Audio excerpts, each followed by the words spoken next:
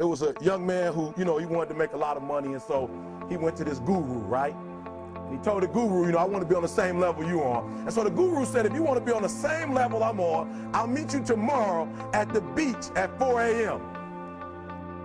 He liked the beach. I said, I want to make money. I don't want to swim. Guru said, if you want to make money, I'll meet you tomorrow, 4 a.m. So the young man got there at 4 a.m. He all ready to rock and roll, got on the suit. Should have wore shorts. The old man grabs his hand and said, how bad do you want to be successful? He said, real bad. He said, walk on out in the water. So he walks out into the water. Watch this. When he walks out into the water, it goes waist deep. So he like, this guy crazy. Adrian, he like, I want to make money. He got me out here swimming. I didn't ask to be a lifeguard. I want to make money. He got me in. So he said, come out a little further. Walked out a little further. Then he had it right around this area. He showed the area. So this old man crazy. He's making money, but he's crazy. He said, come on out a little further. He came out a little further. It was right at his mouth. My man like, I'm about to go back in here. This guy is mine. So the old man said, I thought you said you wanted to be successful. He said, I do. He said, walk a little further. He came, dropped his head in, held him down, hold him down. My man didn't scratch it, holding him down. Just before my man was about to pass out, he raised him up. He said, when you were underwater, what did you want to do? He told the guy, he said, when you want to succeed as bad as you want to breathe, then you'll be successful. I don't know how many of y'all got asthma in here today, but if you ever had an asthma attack before, you short of breath, SOB, shortness of breath, you wheezing. The only thing you trying to do is get some air. You don't care about no basketball game. You don't care what's on TV. You don't care about nobody calling you. You don't care about a party. The only thing you care about when you're trying to breathe is to get some fresh air. That's it. And when you get to the point where all you want to do is be successful as bad as you want to breathe, then you'll be successful. And I'm here to tell you, number one, that most of you say you want to be successful, but you don't want it bad. You just kind of want it. You don't want it badder than you want to party. You don't want it as much as you want to be cool. Most of you don't want success as much as you want to sleep. Some of you love sleep more than you love success. And I'm here to tell you today, if you're going to be successful, you've got to be willing to give up sleep. You got to be willing to work off for 3 hours of sleep, 2 hours. If you really want to be successful, some days you're going to have to stay up 3 days in a row. Because if you go to sleep, you might miss the opportunity to be successful. That's how bad you got to want it. You got to go days without, listen to me, you got to want to be successful so bad that you forget to eat. Beyonce said once she was on the set doing her thing, 3 days had gone by, she forgot she didn't eat because she was engaged. I never forget when 50 Cent was doing his movie, I did a little research on 50, and 50 said that when he wasn't doing the movie, he was doing the soundtrack. And they said, when do you sleep, 50? Sleep. He said, sleep. Sleep is for those people who are broke. I don't sleep. He said, I got an opportunity to make a dream become a reality. And watch this, there was a commercial. Emmitt Smith had won his first Super Bowl, and he had this commercial when he was lifting weights. I don't know if you saw the commercial when he was lifting, and Emmitt said, you know what? I won the Super Bowl, so I can rest now. Yeah, he was doing his bench press.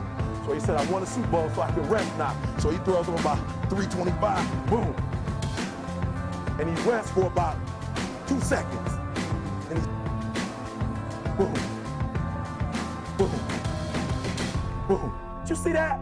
He'd already won a Super Bowl. He said, I think I'm gonna take a rest, and he rests for how long? 1 second. Most of you won't be successful because when you're studying and you get tired, you quit.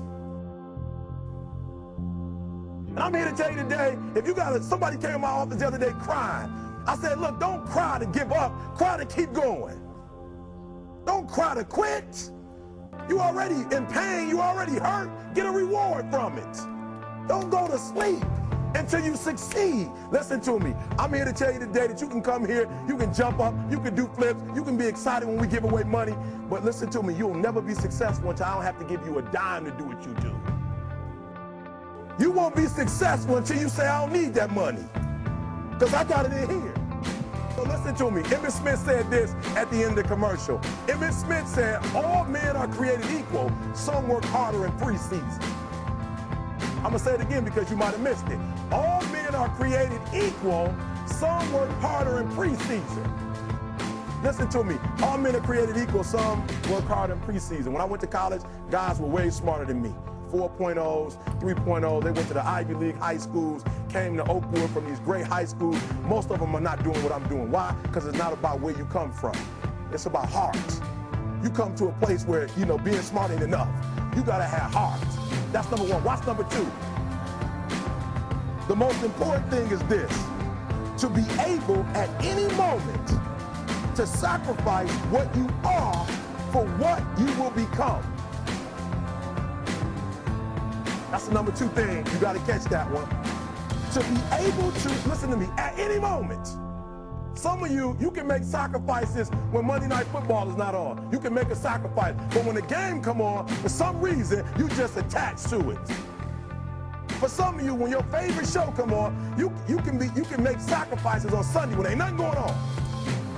But when your favorite show comes on Monday, bam, some of you focus until the phone rings, and then you like, I gotta answer it. If I don't answer the phone, I'm gonna die. I'm saying to you today that there's some of you, if you give up your cell phone, you would be successful. But your cell phone is more important to you than your success. I'm gonna say it again. I'm gonna hurt somebody. I'm gonna hurt somebody.